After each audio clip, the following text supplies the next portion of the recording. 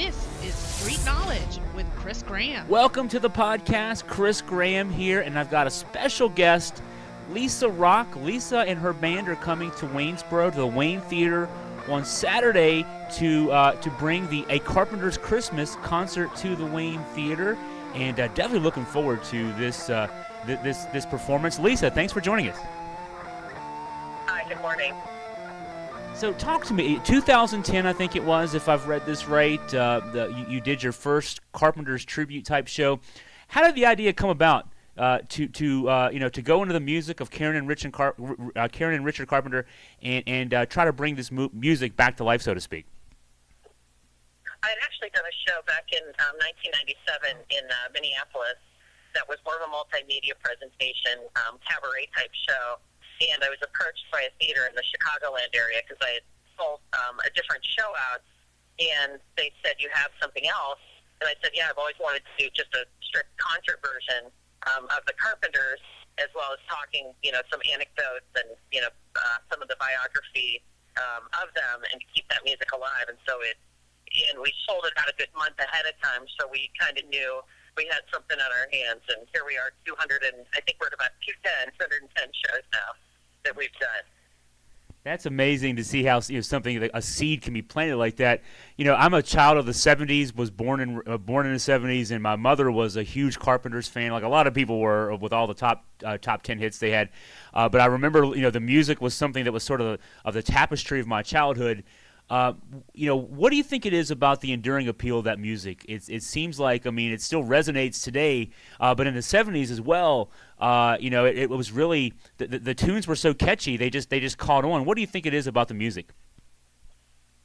I think any great music always stands the test of time, and I think something like this, it was during the '70s, during the protest era, people kind of brushed it off as being kind of white bread, kind of saccharine, and yet you look back on it now and you see the depth of it, not different again than the protest music, but really the instrumentation of it, the producing of it was absolutely amazing on Richard's part, going from 4 tracks to 16 tracks when they only had reel-to-reel back then. And I think the music is not simple. Truly, when you listen to it, it's got that strong jazz influence behind it, but it's almost 50 years, since they did Close to You. And it really has shown, and that's why I believe that's why we're still out on the road. If we bring that to life with 7 of us and recreate all of that music, yet it's kind of flowing through us now because it's got our influences on it now. Yeah, and there may be something too. The tragic end of Karen Carpenter's life too. That's something that sticks with us too.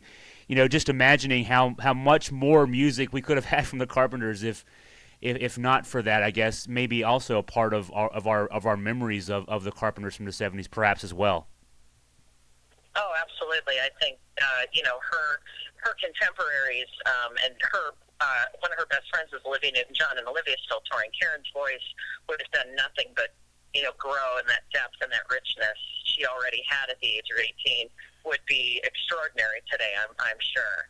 So that she would still be touring, and I can't even imagine the music that would have been inside of them. And and she was his muse, was Richard's muse, so he never really continued that, and I understand that. But that absolutely, she would still have been touring, and I always challenge people to find the top 5 list of female singers out there that she's not on it, yeah. And the influence of all the female artists, from Christina Aguilera to Adele. That absolutely, cite her, because it was just about her vocals. When you take away the music behind it, it's just her bare vocals. They didn't touch her voice.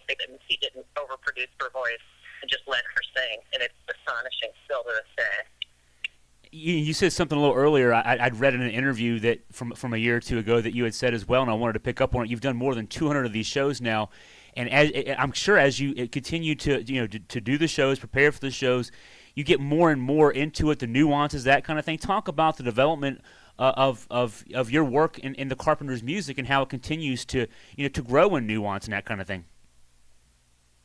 Yeah, it does. It really does. I think that people are coming expecting something, and they hear all the familiar terms in that, but it's us, and it's the interactive experience with the audience that, the tempos can vary. Some of the things, we bring out a little bit more because we have that talent on our stage with our musicians and what they bring to the table with it. That it's become ours as well. It's both of ours. It's the Carpenters, but it's also us. Yeah, it's from listening to the music, seeing the YouTube videos. I mean, it's haunting in a good way. What you guys do to bring that music back to life. I'll say that. Now, talk about this Christmas show coming up. What can we expect Saturday night from the Carpenters Christmas? This is truly a variety show. This one is based on, they had two amazing Christmas albums, two Christmas specials, those television variety shows, and then they were on the Perry Como show as well. I think that's where and I'm remembering correctly, that's where they debuted Santa Claus is Coming to Town. And we have over 8.5 hours of music that we can choose from, which we obviously don't do that long of a show. So it's really a variety show, and when I wrote this one, I was very specific because people are so familiar with the Close to You catalog, the pop tunes, that this one really features each of our musicians on this one and really hits a different genre of that Christmas music and the holiday music of it. And we do add some of the pop tunes in as well. So it's family friendly. It's what everybody is expecting, some of the particular songs, but then it's a lot of fun as well. And one thing from what I've seen online, just from the videos and that kind of thing, you'll also, I mean, it's kind of like what we're doing here in the podcast in a way. You'll talk about, in between songs, you'll talk about the history of the Carpenters, some of the influences they had, that kind of thing. So you bring it to life in that respect too. Oh yeah, absolutely. We've met so many of the family members and people that actually were in the room during some of these recordings or at their parties. Frank Pooler's best friend who wrote Merry Christmas, Darling, we've met him. So we've heard personal stories that aren't even out there from the biographers, and we share those.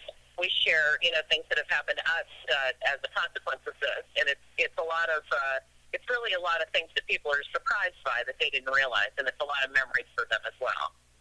So Saturday at the Wayne Theater in Waynesboro, 2 shows, 3 o'clock and 7:30. Carpenter's Christmas. Lisa Rock and her band will be there. We'll have information on our website to let you know how to buy tickets. And Lisa, we want to thank you and look forward to the show. Thank you so much. I really appreciate it. Hope to see you all out there.